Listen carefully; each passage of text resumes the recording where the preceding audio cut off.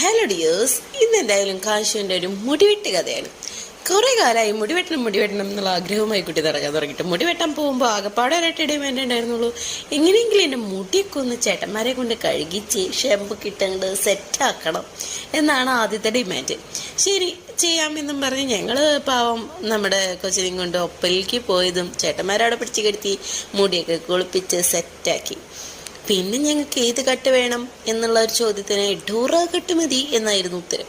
ശരി, എന്നാൽ Dora കട്ടെങ്കിൽ Dora cut എന്നും പറഞ്ഞ് അങ്ങ് പോയി ഡോറ കട്ട് സ്റ്റാർട്ട് ചെയ്തു. ചേട്ടൻ തലങ്ങും വിലങ്ങും ചെറപറ മുടി വെട്ടി.